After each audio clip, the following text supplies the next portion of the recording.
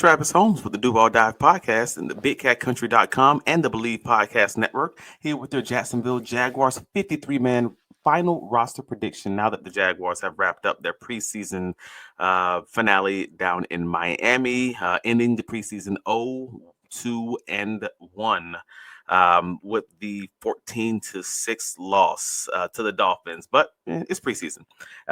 And preseason is not about what the end score was. Preseason is not about what the overall dominance of the overall front group was, or the second groups were, or the third groups were. Preseason is about individual performances, and that's obviously why we're here. The individual performances of these top 53 people on the roster that are going to make the roster for this Liam Coen, James Gladstone, and Tony Baselli leadership group. So I'm here with it.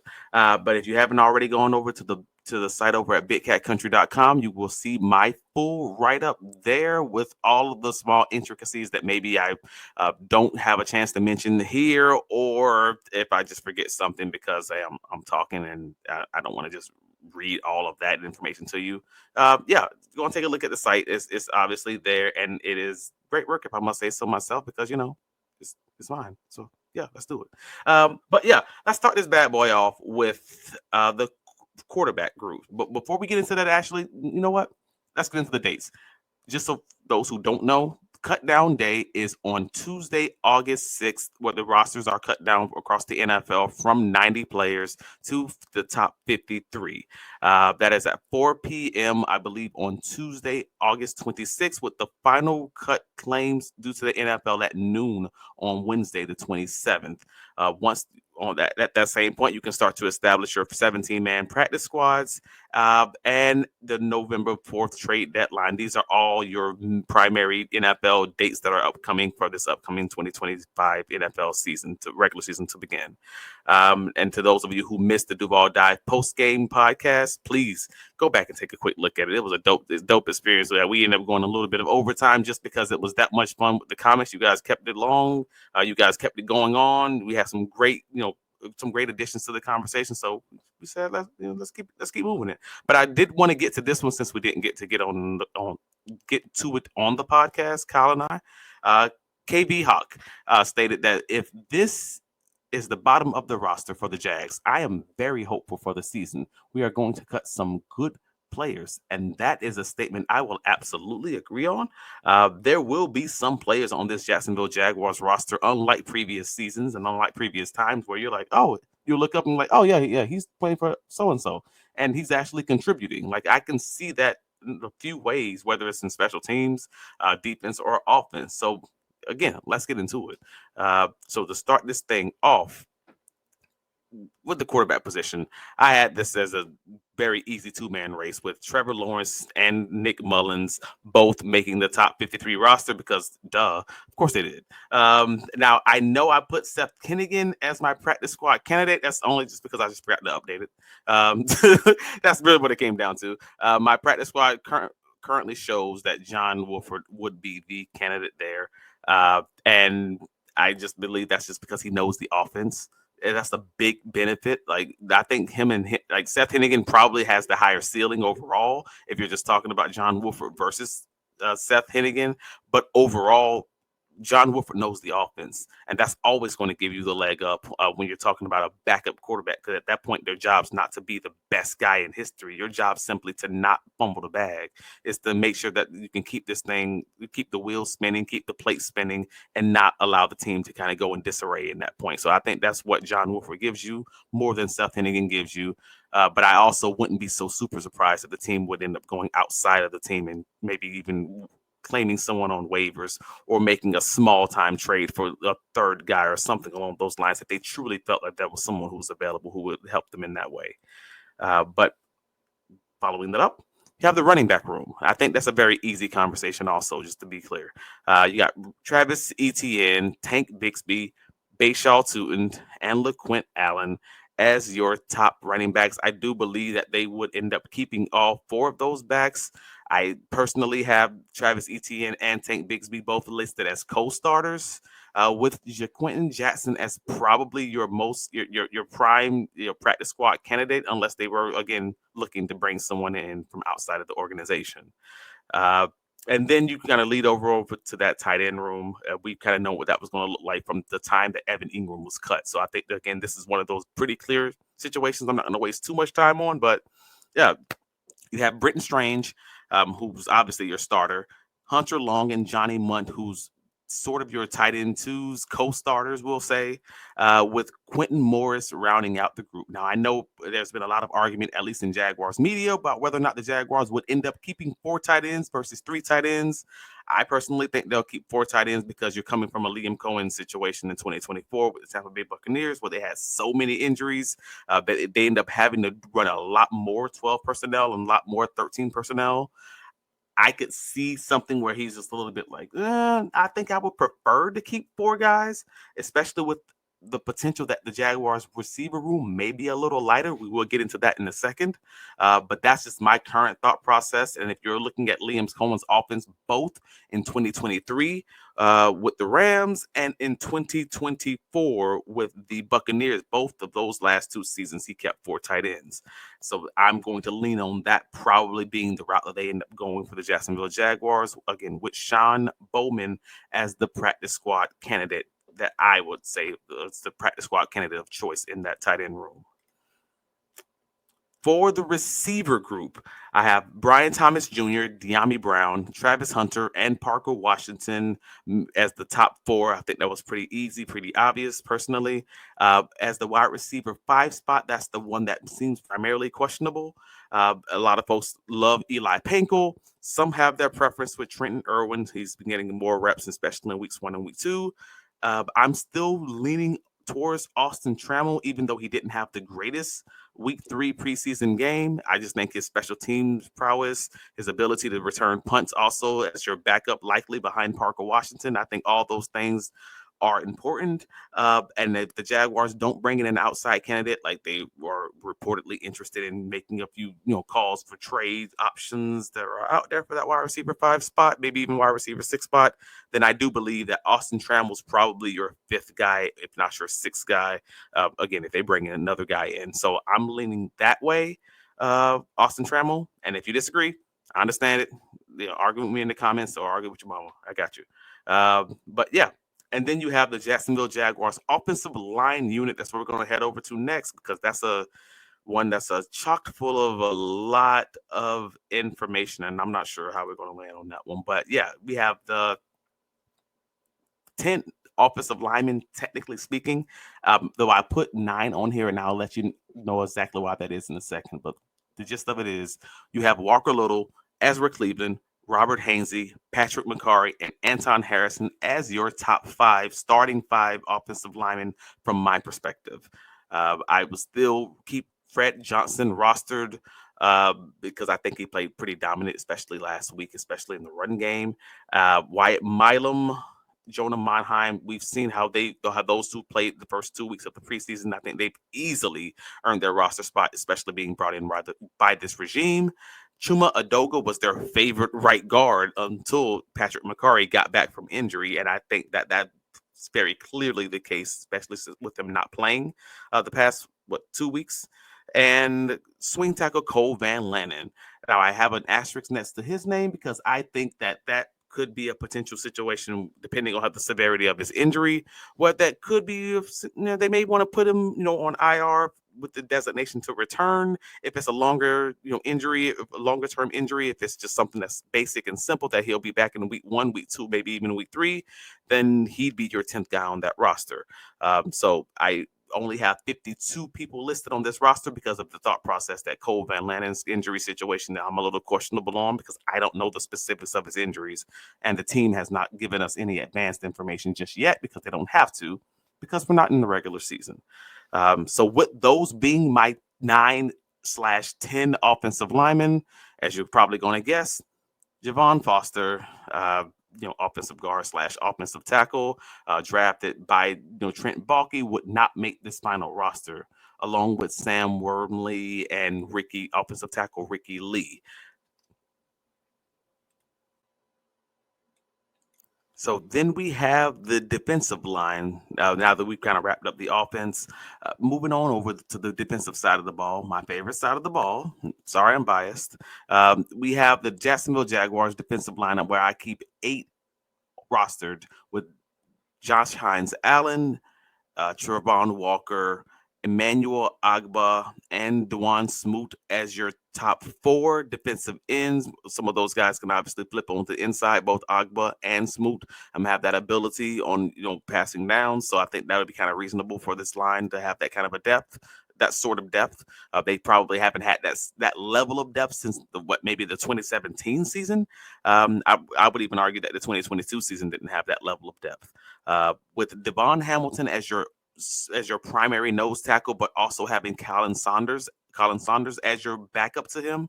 I think that's a reasonable situation, having 2 solid nose tackle options available while also still having 2 solid 3 technique defensive tackle options in both Eric Armstead and Mason Smith. So at every single position, you didn't have 2 levels of full depth. I think having rostering 8 defensive linemen feels reasonable. Some teams go with 9. Some teams go with 7. I'm just leaning on going 8 in that way. But if that were to take place, then obviously that would mean that some very good people would be cut from this group of defensive linemen and edges. Like you have Jordan Jefferson, nose tackle Jordan Jefferson would then end up being cut in this scenario. Additionally, BJ Green, the defensive tackle from Colorado, who's been on fire this preseason, would end up landing not on the Jacksonville Jaguars roster and would head to waivers. That is a rough one for me. I'm going to be honest with you. Just because I think BJ Green is one heck of an athlete. I think he's one heck of a defensive tackle. And honestly, I wished in everything in me that I could find a way to keep him on this roster, but you got to go light somewhere. You got to go heavy somewhere. And unfortunately, I just believe that this is the way that the roster probably would be made, unless there's an injury where they can hide a guy on, IR or something along those lines. I just believe that the Jaguars would end up going with Mason Smith and Eric Armstead and not having a third 3 technique option defensive tackle in BJ Green. So then they're kind of stuck there unless they can figure out a way to just keep them on the roster somehow, some way. And that would also mean that Tyler Lacey, 30-year defensive tackle, would also be cut in that scenario. And I thought Tyler had enough up and down week last week. I mean, I made I didn't hide that information. I told you guys that on last week's Duval dive after watching the rewatch. I thought he struggled in the run game. I thought he was reasonably solid in the passing game, but I think he just did a little too much movement, got moved a little too much in the run game. And because of that common trait that I saw across those multiple games, I just didn't think he was going to be able to make the roster because they want guys who are able to do multiple things. You've seen that trend throughout all of the guys they brought in on this, in this new regime, both on offense and on defense. So unfortunately, I think that meant that Tyler Lacey was going to be on the way out there. As far as the linebacker position is concerned, that was always a fun one because everybody seems to have their feelings about both Devin Lloyd and Chad Muma. That seems very obvious to me. We have Foye Oluokun and Devin Lloyd making the roster with Dennis Gerdeck and Jack Kaiser. I'm keeping 7 linebackers, which means Ventrell Miller and Yasir Abdullah do make the roster. Jalen McLeod has been injured through all of training camp for the most part, so he hasn't had very many reps as the rookie coming in. I mean, you almost kind of have to assume that that's going to end up being an IR situation. You just haven't been able to see him practice in pads and such. So because of that, I'm just going to lean on the fact that I don't know the specifics of his injury. I just have to presume the fact that he has 4 years with the team, the fact that he hasn't practiced much, the fact that this is a very deep room overall, that's probably going to be one of those IR stash kind of scenarios where they're just going to allow him that year to develop, which would then mean that Chad Muma would make the roster in that scenario. It would basically just come down to Chad Muma or Branson Combs. And yeah, Branson Combs actually hasn't, had bad days. He just hasn't had like incredible days. Whereas Chad Muma's had either incredible days throughout the offseason, or he's had really rough days, as he did in preseason week 3 against the Miami Dolphins, which was a very bad day for him. And unfortunately, I just think it's going to come down to special teams play, where Chad Muma is a core 4 special teams guy. And that's going to give him that edge to make this final roster, with hopefully being able to get Branson Combs, squeezing through onto the practice squad. That's where I think it lands. If I'm wrong, I'm wrong. I got you, but that's just my prediction that's my read of the situation, at least. Uh, Heading over to the cornerback room, the Tyson Campbell and Travis Hunter and all of those guys. We have, well, Campbell, Jordan Lewis, Jarian Jones, and the question mark around this whole room is Monteric Brown, in my opinion. Buster Brown. His injury situation, similar to, Jalen McLeod, similar to Cole Van Lannon, similar to all those guys, they've been week to week for weeks. In camp, they haven't progressed and gotten better as far as, hey, now he's day to day or something along those lines. He's gotten better. No, it's just he's week to week, and he's been week to week for weeks. So then there's the question of, what kind of injury is this? Is this something that's going to be super long term? Is this something that he's going to be ready by week 1? We simply don't know. So because of that, it changes the dynamic of how you're going to view this cornerback room. Does Christian Braswell really have a legitimate opportunity of gaining that last cornerback 5 spot? Because cornerback 5 is not truly cornerback 5 in this Jacksonville Jaguars secondary.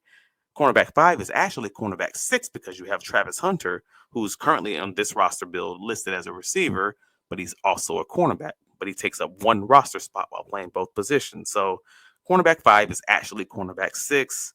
And at that point, there's just the conversation of the severity of Monteric Brown's injury, and whether or not you believe that Christian Braswell has done enough this preseason to earn a starting spot. I believe he has.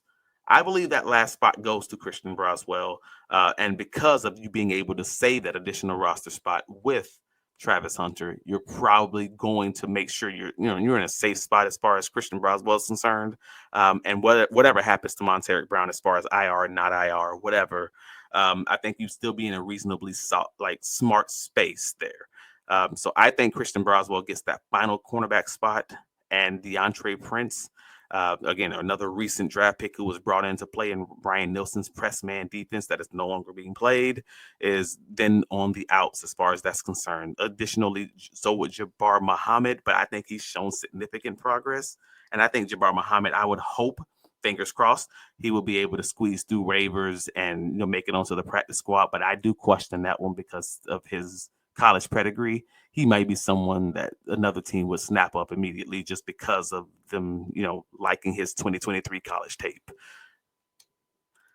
Heading over to the safety room. The safety room. I feels like every room has like this one big injury question mark. And again, the safety room is no different, unfortunately. In the safety room, we have Eric Murray as their presumptive starter and Dewey Wingert as your other presumptive starter. I think those seem to be pretty clear for most Jacksonville Jaguars fan and media. But then you have Caleb Ransall, the 3rd-round draft pick, safety that was brought in with the assumption that he was going to be able to step into that role reasonably quickly and kind of take the reins of that one. And then he was hurt all of training camp. And you haven't been able to see much of him since rookie mini camp and I believe early OTAs. So he's, again, another player who's been week to week that was ruled out of all of training camp. And we just don't know the status of that injury, what the specific injury is, and when the expectation is that he'll return from that injury. And because of that, then you have to question, all right, cool. Well, if Caleb Ransall's not there, this becomes a cleaner conversation for someone like Darnell Savage, who doesn't have very much, special teams value. He probably has to make the roster at that point, just to make sure you have appropriate depth in this Jacksonville Jaguars secondary. So then this becomes very clean if Caleb Ransall is not healthy enough to start the season off, outside of the IR list. Then you're looking at Ray Lane, obviously making the roster. Daniel Thomas, obviously making the roster as your other special teams ace, who's kind of taking over more of that role, with Dewey Wingert taking more of a starting role. He may not play as much special teams as originally thought. And that would just mean that Cameron Silman Craig from Colorado would then end up being the one man that's on the outs in that situation, and obviously you'd hope that he would be able to make it onto the Jacksonville Jaguars practice squad. If Caleb Ramsaw is healthy, I currently believe that Darnell Savage does not make this 53-man roster. So I want to be clear in saying that. I just don't know what that injury status is. So because of that, it kind of changes the dynamics of how this thing could go. To the specialist. Very easy conversation, nearly as easy as the quarterback room. You have kicker Cam Little, punter Logan Cook, and long snapper Ross Matisic, which this is, I don't even think it's arguable. This is the strongest position group on the Jacksonville Jaguars because you have an Pro Bowl punter, a Pro Bowl long snapper, and likely going to be a Pro Bowl kicker. That's 3 out of 3. That's it. And just as a secondary note, I also have Tank Bigsby and Parker Washington as your starting kick returners with Bashaw Tutin as the backup. Obviously, if one of those guys doesn't dress for fill in the blank reason, or something going on with not dressing all 3 of the 4 running backs, then you still have one of the other guys available to kind of do kickoff return and punt return. And I also have Parker Washington as your starting punt returner with Austin Trammell as his backup. Again, unless Austin Trammell is no longer on the roster, then there's got to be the third guy in line. Then you have, again, I wanted to kind of replay and just kind of dig a little bit more into those IR injured reserve considerations because they impact this roster a lot because you have 4 guys who currently are listed within this Jacksonville Jaguars organization as week to week. And you just don't know exactly where they're going to go with that, or if any of those guys are going to hit the IR, or any of those guys going to be IR and designated to return. Where do they land? I don't claim to know any additional injury information. I am only reading the landscape of the depth of those rooms. So if the team feels desperate enough that they need that guy to come back so passionately versus just allowing that guy a year on the injury reserve to stash them and develop them, that's basically the conversation that I'm looking to have at that point. So you have Cole Van Lannon, who was out for the duration of training camp, and he's also on a 1-year deal. So he may be someone who's itching to come back because they don't have the option to be developed and come back with the team in a future year. They just want to find a way to get some film on tape and kind of keep this thing moving. So I would think he might be a candidate at least for injured reserve with the designation to return. Jalen McLeod is a rookie, obviously, and he's been week to week with a lower body injury. So I would consider that someone who is basically an IR stash if you have that option. That is a very deep, linebacker room. He's kind of sort of a tweener where he's also a heavy pass rush guy. And again, there's a lot of pass rushers in that room also, if you want to look at it from that perspective. So I think that's a situation where you could stash him. And you haven't seen a lot from him as far as training camp is concerned. Monteric Brown is in a contract year, but he's also been out for the duration of camp. He's been week to week with a lower body injury. Again, similar to Cole Van Lannon, he will be a candidate for someone to be your IR and return, where they would have to be listed on the roster as of the initial roster. But there is a few things that the team would then be able to do to kind of keep these guys while being on the 53-man roster on day 1. By day 2, they could be placed on IR, and they can then the team can turn around and re-sign any of the other guys who were originally released with handshake agreements to come back on the team. So we talked about this after last night's Duval dive post game. But I just want Fred Johnson, Dennis Garrett, Colin Saunders, Daniel Thomas, Austin Trammell, all these guys are either on 1-year contracts or on the final years of their deal. So any of those guys, and they're all veterans, and they're all vested, so they don't have to be waived if they're cut. They can simply be released by the team with a wink handshake agreement that, hey, we're going to cut you and we're going to re-sign you tomorrow to the same deal or a new deal even, depending on how we feel about whatever's going on. If you're okay with that, that will just help us to keep this guy on the roster. We'll then place him on IR the next day, and then we'll just sign you back onto the roster. No harm, no foul. Nothing really happens. Are you cool with that? Cool. Yes, yes. Go. We see it every year with a lot of NFL teams do it. So if you see any of those names that are initially released, don't freak out too much. It could simply be a procedural move to try to get all the things that the team actually wants. I don't know if any of these guys are actually going to go to IR, but on the off chance they do, that could be a route that the team uses to not to lose any guy that they deem important enough that they want to have on the roster moving forward. All right. And then we have our overall list. So we talked about who we kept on the roster. We talked about who we hope to have on the practice squad. That would mean that your notable cuts for the 2025 Jacksonville Jaguars per this final prediction would be wide receiver Eli Pankel and Trenton Irwin, running back JaQuinton Jackson, defensive tackle Jordan Jefferson and Tyler Lacey, defensive end Miles Cole, and defensive end / defensive tackle BJ Green the second, cornerback DeAndre Prince, and safety Antonio Johnson. And I've often said I thought if Antonio Johnson stayed on this roster, it was going to be because of his ability to play on special teams, because he did very much play on special teams. He wasn't a core 4 guy, but I believe he was a core 3 guy in 2024 with Heath Farwell, and with Heath Farwell being retained as a special teams coordinator, thought there was a good chance that he would make this roster.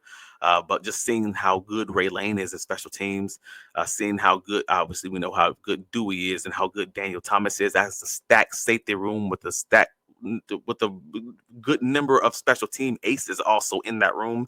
It just felt like Antonio Johnson was the guy on the outside looking in. So unfortunately, he did not make the final roster there. And overall, the 53-man roster prediction has 15 guys making the practice squad from those cuts. If the Jaguars are, knock on wood, fingers crossed, lucky enough with Seth Hennigan, again, showing that Seth Hennigan is the quarterback, but in reality, I think that's going to end up being John Wolford. I just kind of had the old information there.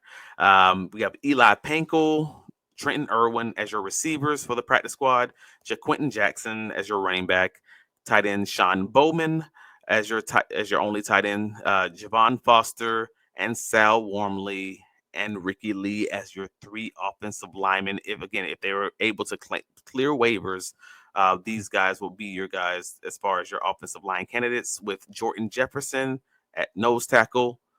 BJ Green is one that I'm really questionable on because I don't know that he's going to have I think he has too much juice to make it through waivers. I just think he's had too much attention. The fact that he was top 3 of all the defensive tackles in the NFL, all the rookie defensive tackles in the NFL and pressures in week 2 of the preseason. He was, I believe, top 5 of all rookies as far as their overall pass rush grade only on pass rush snaps in the preseason at entering week 3's game. So it's just like he's got enough attention with that and all the sacks that he's been making that he's probably going to be someone who someone puts a claim on and on the waiver wire. But on the off chance he did clear waivers, because we see it every preseason, there's someone who was just leading the league in rushing or leading the league in receiving and whatever, and they clear waivers. So it's quite possible that we're just over exaggerating the amount of attention that he's going to get, and everyone loves their players equally. That BJ Green could make it through waivers, and then he would fall into the Jacksonville Jaguars practice squad, and everyone would clap and be ecstatic, and it'd be great. I also believe that Tyler Lacey would be another solid candidate. Linebacker Branson Combs, who would have then in this scenario lost a competition with Chad Muma, would then revert to the practice squad. Finally wrapping it up with DeAndre Prince and Jabbar Muhammad at your cornerback room, with Cameron Silman Craig from Colorado as your safety. So that will result in 2 more spots coming from the outside of the Jacksonville Jaguars organization, whether that's via the waiver wire, whether that's via trade, whatever it may be. So there's still 2 more spots remaining on the Jacksonville Jaguars roster, practice squad, and the Jaguars can kind of do whatever they want to do to maneuver, because I expect the Jacksonville Jaguars to continue being very active on the waiver wire in that wide receiver, cornerback, safety, offensive line, and defensive tackle spots. I know that they have guys in, that nose tackle spot in Devon Hamilton and Colin Saunders, but it also feels like a room that they're definitely interested in continuing to develop because they are a draft and develop team. The same thing would apply for Mason Smith and Eric Armstead because Eric Armstead is also getting up there in age, and you want to have the next guy in hand. If you have another additional year to kind of develop that guy, again, you'd hope it's someone like BJ Green, but you don't know that he's going to be able to make it through waivers. So in the meantime, I expect the team to continue being active on that waiver wire, just looking for that additional depth to make this team, to build this team in their image. And I still do expect them, just as the rumors with the wide receiver room were already heard, I expect the team to be interested in looking at wide receiver, looking at cornerback, maybe even looking at safety, depending on, again, the injury status with whatever's going on with Caleb Bransall, as far as trades are concerned. And I just think that there's going to be ongoing roster tinkering all throughout 2025 because, again, you only had the one off season to make this roster look how you wanted it to look. For the Jacksonville Jaguars leadership group of Liam Coen, James Gladstone, and Tony Baselli. They've had that 1 year. They may need more time. It's going to have to be looked at as a 2-year rebuild. I've said this from day one. I think they viewed it from in that lens from day one, and I think this is kind of where we are. So they're going to keep tinkering until they get it closer to what they want it to look like in the meantime. So that's what I got for you guys. That is my 53-man roster. That is my practice squad expectation, I guess I'll say. And that is kind of what I expect of this Jacksonville Jaguars 2025 roster throughout this season. If you disagree, let me know.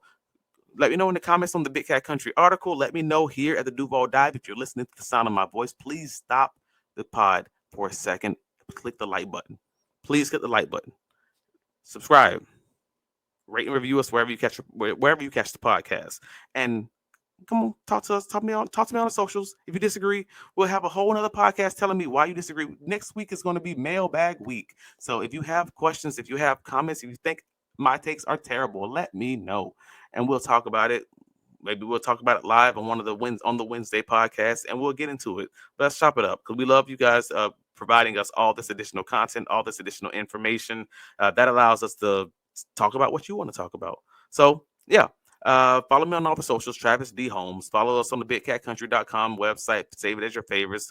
We have you guys covered for all the post practice pressers, all your takeaways and observations from any training camp or practices, and anything that the coaches are talking about, any additional updates surrounding the team. And click like and subscribe to the Duval Dive on YouTube and Apple, Spotify, etc. But in the meantime, of course, go Jags. Let's go.